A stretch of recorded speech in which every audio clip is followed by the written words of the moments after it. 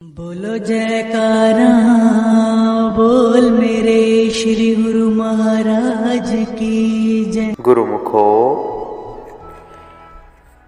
प्रभु का मनोहारी दर्शन करते हुए प्रेम की पूंजी को एकत्र करके उनकी प्रसन्नता को पाना ही जीव के जीवन का एकमात्र लक्ष्य है।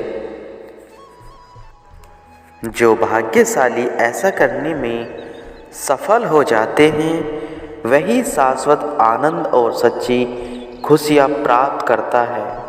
जो जीव सद्गुरु को सदा अंग संग और सब जगह व्याप्त समझता है, वह जब भी प्रेम से उनके चरणों में गुहार करता है, सद्गुरु वहीं प्रकट होकर उसकी समस्त चिंताओं व दुविधाओं का निवारण कर देते हैं और उसे अपने दर्शनों की अमोलक दात से नवाज कर निहाल कर देते हैं। गुरुमुखो, वीवी नानकी जी को श्री गुरु नानक देव जी ने कहा था कि तुम जिस समय भी हमें याद करोगी उसी समय हम वहाँ प्रकट हो जाएंगे। उनके पास प्रेम की डोर थी। वह जब भी गुरु साहिब जी को स्मरण करती, गुरु साहिब जी वहीं प्रकट हो जाते। इतिहास में ऐसा और भी प्रमाण है। कौरवों की सभा में अपनी लाज बचाने हेतु द्रौपदी ने भगवान को सर्वव्यापी व अंग संग जान जैसे ही उनका स्मरण किया, भगवान ने तुरंत वहां प्रकट हो द्रौपदी की लाज रखी। कहने का अभिप्राय यह है कि भक्तों के प्रेम के वशीभूत हुए भगवान वरवश ही खींचे चले आ जाते हैं। अरबिस्तान में हजरत जुनैद नाम का एक दरवेश हुआ था। एक दिन अपने घोड़े पर सवार होकर उसे नदी पर पानी पिलाने के लिए गए। घोड़े को पानी पिलाकर वापस आश्रम की ओर लौट रहे थे कि घोड़ा ठिठक कर वहीं खड़ा हो गया। हजरत जुनैद ने भी उनकी लगाम को ढीला को छोड़ दिया और देखने लगे कि यह किस ओर जाता है। घोड़ा चलता चलता एक जंगल में जा रुका। वहीं एक जिज्ञासु प्रेमी हजरत जुनैद जी की राह में आंखें बिछाए हुए बैठा था।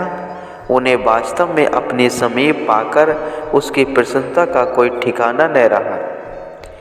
उसके हृदय की प्यास बुझ गई और आंखें दर्शन पाकर तृप्त हो गई। चलते समय हजरत जुनैद जी ने कहा कि अमुक जगह पर हमारा निवास है। जब भी तुम्हारे दिल में दर्शन की उत्कंठा उत्पन्न हो तो तुम वहां आ जाना। उस प्रेमी ने कहा, मुझे जब भी आपकी याद आएगी तो प्रेम की डोरी में खींचकर आप स्वयं ही मेरे पास चले आएंगे। फिर मुझे वहां आने की क्या आवश्यकता। सच तो यह है कि प्रेम की शक्ति प्रीतम को विवश कर देती है और अपने प्रेमी के पास आने के लिए विवश कर देती है। गुरुमुखो, भाई भाग्यवती ने प्रेम से कश्मीर में गुरु साहिब जी के लिए एक चोला बनाया और प्रेम से उन्हें अपने पास बुलाकर पहनाया। किसी ने कहा है, सतगुरु बताते हजारों की एक बात, महबूब से वही मिलते हैं जिन्हें है सच्चा प्यार, करते हैं जो जीवन में सदा प्रेम का व्यवहार, उनकी प्रेम डोरी में खुद खींचे आते हैं करतार। यह सब सच्ची श्रद्धा प्रेम की बढ़ाई है जो खंडों ब्रह्मांडों के मालिक को भी बस में कर लेती है। कथा में भी 7वीं पातशाही जी श्री गुरु हरि राय जी के गोविंद नाम के एक सेवक काबुल में रहते थे। एक दिन ध्यान अवस्था में वे गुरु साहिब जी के चरण पकड़कर बैठ गए। उनकी सुरती ऐसी जुड़ी कि उन्हें समय का तनिक भी भान न हुआ।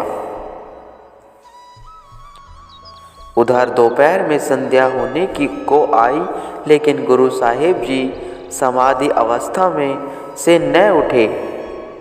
सब सेवक सोच में पड़ गए और कहने लगे कि आज गुरु साहिब जी को क्या हो गया, जो सुबह से ध्यान अवस्था में ही बैठे हैं। जब तक ये उठकर भोग नहीं लगाएंगे तब तक लंगर कैसे प्रारंभ किया जा सकता है। आखिरकार गुरु साहिब जी से पूछने पर ही यह भेद खुला कि कैसे पंजाब से कोसों दूर बैठे एक सेवक ने उन्हें प्रेम की डोर में बांधकर उनके चरणों को पकड़ कर रखा। जब उसने चरण छोड़ेंगे तभी गुरु साहिब जी उठ पाएंगे। कहा भाइयों तन विछुरु दूरी बसे तैवास, ने नाही अंतर परा प्राण तुम्हारे पास। परमहंस श्री कबीर साहिब जी प्रेम में तन्मय होकर कथन करते हैं कि हे प्रभु, मेरा तन आपसे दूर है, मुझे नैनों से भले ही आपके दर्शन नहीं हो रहे, परंतु मेरे प्राण आपके पास हैं। यह प्रेम की डोर कोई सूत या रेशम की डोर नहीं होती, यह एक अदृश्य डोर है जिसे प्रीतम के सिवा और कोई नहीं देख सकता। प्रीतम स्वयं अपने शरीर पर कष्ट सहन कर अपने प्रेमी की समस्त पीड़ा को हर लेते हैं। प्रेम की डोर में बंधे हुए शिष्य की प्रतिपल रक्षा करने में तत्पर रहते हैं गुरुमुखो।